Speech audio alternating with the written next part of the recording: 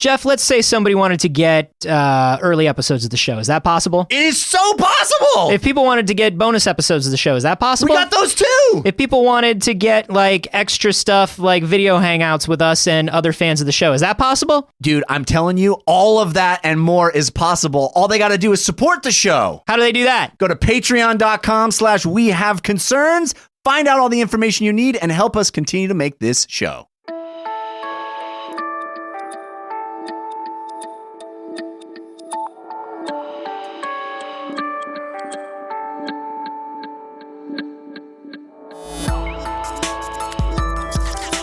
It is mind-numbing, but it is something to do. Yeah. You sit there. I noticed that you didn't end your sentence with, but it is so worth it. That's not what you did. This is We Have Concerns. Hi, Jeff Cannata. Hi, Anthony Carboni. Hello, concerned citizens. You know, as you get older, Jeff, you specifically, because I'm still very young, but as you get older, I've noticed about you. What have you noticed? That How much better I get? Your memory is just falling apart. I get better with age, is what you were saying? You are just coming apart at the seams, buddy. Not just physically either. I'm talking about mentally. Like it is, woo, it's getting worse and worse. Have you noticed? Because I've noticed. Like a fine wine? Yeah, you're getting worse and worse like a fine wine. Also, your listening and comprehension skills. Why, thank you. Not great. No, as you know, as we get older, it becomes harder to remember things. It becomes harder. Our brains just they do the same thing. They suck. They suck is the scientific word for it. Our brains do the same thing our bodies do, which is fall the fuck apart. Yeah. Some people. Fuck you, entropy. Yeah. Fuck you, entropy. We're doing some research. Not us. God, no. We would never do the research. We don't ever do research, but we exploit research. Yeah, we do our best to regurgitate research to you. And the fine people that do the actual research are looking into why our memory falls apart as we get older, especially in people that have things like Alzheimer's and dementia. Yeah. And how we can potentially stop that. Because, you know, some people, as they get older, you know, you get this idea that everybody turns into a Magoo. You know, everybody turns into kind of like a doddering old, like, I can't remember anything, and whoops, and like, who's that, and where am I doing, and where are my pants, and like all that. But some people are like, here are my pants, right here on my body. Right here on my body where they belong. Yeah. Take that. I've been alive for 100 years. Pants geniuses, I call them. Pants geniuses. Being an old person is like being a baby where then like you have to do the minimum and people are impressed. Yeah. But why are some people that way? Why are some people sharp until the day they die, and some people start falling apart early on? Right. What is it? And we know that weak ones, we call them. Yeah. The weak. We know that some of it is genetic, but it can't be all of it. There are a lot of people that have the genes for dementia and Alzheimer's in their family and have it in themselves, and for whatever reason, just never show the symptoms. It doesn't express itself in them. Right. Who are these people? Who are these people? And why do they get to stay smart while the rest of us turn into a bunch of Jeffs? Oh, let's eat them. What? We'll eat them. And then that'll show them. You are really losing it, man. I don't know. I'm old. There is a super aging study going on right now. Oh, that seems like the opposite of what we want. That is, where they turn a ray on you. And it turned a baby into an old man. Yeah, but like in a Benjamin Button way. Like the baby doesn't get taller. It doesn't get any bigger. It just gets older. Just fucking old. It just gets ornery. Should scientists have this technology? This is what we're discussing today. Super aging beams. Let's outlaw them. The super aging study is headquartered at Northwestern University. Neuroscientist Emily Rogalski is at the head of it, and they are studying the brains of who they call superagers, people who, even though they get older, their minds stay sharp and intact. How do they find these superagers? They actually ask people to volunteer for a super aging test, and people's ego if they remember to show up, the good old Dunning-Kruger effect makes everybody go, I have the best memory of anyone my age. And then thousands of people show up. They give them a memory test, and only 5% get in. Wow. And the other 95% drive home with their families, and their families go, "See, Dad, I told you. You see, Dad? I told you. You But are I forgetful." was sure that they were going to take me. I know you were, Dad, and Ugh. you're not wearing any pants. And I told you we're going to Northwestern. Put on your pants. Thanks for letting me still drive, though. You are not driving. You are sitting in the back. Thanks for letting me drive. I enjoy driving with my pants on. Yeah. One day I'm just gonna leave that door open. Anyway. And the test is, you may be wondering, what is the test, Jeff? I'm wondering, what is the test, Anthony? I would love to tell you what the test is, Jeff. It would seem to be a simple test. It'd seem? Here's what it is. You sit down, they say 15 unrelated words to you, just random words. Yeah. Which then activate you, and you try to kill the leader of a country. Right. And if you succeed, you're a superager. No, they say 15 unrelated random words to you. Tell you to come back in an hour. Have you go do other things. You come back, you sit down. You have to say at least 9 of the correct words back to these people. So you know what I do? I go and I write them down. They don't let you write them down. But they don't know because they let me leave. No, Jeff, they are. I go. They watch you. They don't let you leave to just like do whatever you want. Well, I do whatever I want. No, they can't tell me not to. Yeah, but that's not. Then you're not participating in the study. I kept a pencil in my Doing pants. whatever you want is the definition of not being part of an experiment. I kept a pencil and a paper in my pants, and if I could just find my pants, I will be able to write it down. It sounds like a simple test, doesn't it? Yeah. They're going to say 15 unrelated words to you, and an hour later, after doing other stuff, you just got to say them back. You know what's really hard? To find 15 words that are unrelated, right? Because you can relate words to each other pretty easy. It's hard. It's hard to come up with 15 words that are unrelated. So, no, it's not. I think it might be. Do as Give me 2 words that are unrelated. Boy and girl. Shit. See? It's not easy. Blue and yellow. Fuck. It's harder than you think. Car and xylophone. I did it. Yeah. It took me 3 tries. That time, it did take you 3 times. Am I a superager? You know what? A car is an instrument of driving, and a xylophone is an instrument of music. Related. Well, now you're just trying. I think you could connect any 2 things. Exactly. You could connect 15 things. No, you can't. You absolutely cannot. It's like 15 Degrees of Kevin Bacon. You've ever played that? I have, and it's hard. And if you just... 15 Degrees of Kevin Bacon is... Actually, 15 Degrees of Kevin Bacon's pretty easy. Right. It's actually hard to stretch it out to 15. Yeah, is what's the hard part. That's the problem. You just give me my pants with my pen and paper. You get to it before 15 every time. You have to get exactly You have to be 15. on the nose of 15. So if this sounds easy to you, it is probably because you are not an octogenarian. Saying 9 of the 15 words, remembering them after an hour, is actually pretty normal for people around 9 to 15? Up to the age at 9 out of 15. Okay. Is pretty normal for people up to the age of 50. Huh. That's the average. For people at the age of 80, it is much harder. I want to do this test real bad now. I could give it to you. I could say 15 words right now. I already remember boy and girl, blue and yellow, and xylophone and car. Yeah, boom. But I haven't asked you an hour from now. Wow. All right. We don't have that kind of time. We don't have that. We need to sit here. Everybody sit with us quietly for an hour. All right. I'm just going to keep repeating these words in my head. You're not supposed to do that. Oh, I can't do that either? No. That's cheating. How the hell am I supposed to prepare for this test? Are you the kid that like had the SAT guide that was just an SAT? Like it was clearly like an SAT test that had been given. Yeah, it was just you memorized like 15 permutations of the SAT. Were you that kid? I wish. No, I wasn't that prepared. I just strolled in and took the SAT like an idiot. So only 5% of people over 80 can pass this test, and once they pass the test, then we start experimenting on them. Exactly. Yeah. We start giving them MRIs, and we start looking at their brain function and their brain structure. Now, what we know is were some of the unrelated words pain and endurance and those words are very related. To yeah. Now they're related to this person. So a superager's cortex. Here are the differences. Obviously, you would think that they are not genetically predisposed to dementia or Alzheimer's, but some of them are. What is the main difference is a superager's cortex. So that's the outer brain layer, right?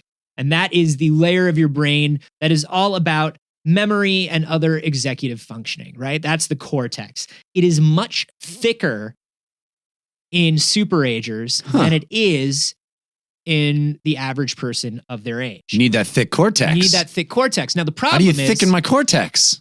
the problem is we don't know if these people had thicker cortexes their entire lives because Right. this would have been an 87-year study. We obviously didn't start 87 years ago. Right. So we don't know what causes them to have these thicker cortexes, but we know that their cortex also, over like an 18-month study, doesn't shrink as much as an octogenarian's does. Once you get around the age of 80, That you cortex can is watch shrinking? the decline of the human body Yikes. over a period of a couple years. Oh, man. So watching their brains change is pretty easy. That is spooky and it makes me fear death. Yeah. But it's also true. Superagers have 4 to 5 times more von Economo neurons, which are social processing and awareness. They're these kind of like very large, spindly neurons is the way they're described. I don't know how they're more spindly than any other neuron. I mean, I guess the specifics are interesting as far as which neurons and which parts of the brain, but generally speaking, this seems like they just haven't deteriorated as much as other people. Yeah, that's the thing. We just don't know why they haven't deteriorated as much as other people. And here's what's crazy is even after, some of these people die and they give permission to be autopsied, 40% of the oldest old people who showed no symptoms of dementia in life, when they die, you look at their brains and it looks like the brain of somebody who has Alzheimer's and dementia. Physically, they have it. Crazy. Yeah. And so they're wondering, obviously, this super aging study is all about what makes these people like this. Yeah. Is it genetic? Is it social? What they've found is all of these superagers are extremely social people. They get out, they do things. They're people that are into games and sports. This is the if you don't use it, you lose it philosophy. It's the more you exercise something, the more it stays around. The more you challenge your brain throughout life, it appears that the more your brain just responds and stays healthy. Sure. Above and beyond that, they don't know what's happening. Crazy. Because there are proteins in their brain that look like Alzheimer's proteins. That's wild. Their They're brains just are not just kind of resisting dealing with it. Yeah. And by studying them, they're hoping that we can find a way to treat and prevent Alzheimer's and dementia in other people. So this is why this is important, even though we don't really know what's causing it right now. If we can find physical similarities in the brains of these people, some things, some hormones, some chemicals, something that's going on in the brain, we can perhaps reproduce it in the brains of other people. Right now, we've been worried about preventing and we've been worried about medicating and treating Alzheimer's and dementia. Sure. What they're looking at in the super aging lab is what are these preventative things that we can start doing early? How can we treat somebody who shows that they are genetically predisposed to this stuff? What can we start doing early on in life that stops this from happening to them? Well, it seems like the what's needed is the long-term study to identify people or take a group of people at a certain age and see which ones develop into superagers to who's determine. Got that time? Yeah. That's the thing. That's a lot of commitment. Who has got that time? And you may not need to start when people are children. Sure. You could probably start before they're 50 and then 50, yeah. And see how it drops off from there. But that's still a 30-year study to see. It's fascinating because like we're getting to this point where our knowledge is getting up to the limit of like we literally have to kind of sit and wait. Yeah. Like we have to sit and wait. Like there's nothing else we can do. I guess we can grow brains in jars and try to see what's different about them, but those brains aren't living lives. Sure. Right. And any of that.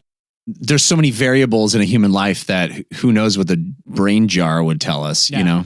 I can tell you what's definitely not the sign of a superager is sitting on the couch and watching a lot of YouTube because I've been doing that and I am definitely feeling dumber. I think I have gotten dumber over the last How thick's your cortex, man? Thinner than it was when I started. I believe it. It was kind of thick before I got the YouTube Red subscription. Yeah. And then I started watching some of these shows and just doubling and tripling my YouTube consumption. Yeah. And am no brain. You definitely look a lot trimmer in the cortex. Thank you. I've been trying to keep my cortex slimmed it right slim. down. Yeah. I've been trying to do the reverse of like the leader from the Hulk.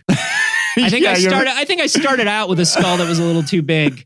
And now I'm trying to really like make it a little svelte. Yeah, no, I can see it. It looks really good. Your shoulders look bigger, but it's not because you have bigger shoulders. It's because your head is smaller. What I have is I have a Super Mario Brothers, the movie thing going on. Yeah. That's what I'm trying to like big shoulders, big trench coat, But tiny little head. cranium. Yeah. It's going to catch on. Do you, and this is a weird thing, but to be honest, can you feel The love tonight? a difference between when you are sort of living brain healthy and not living brain healthy?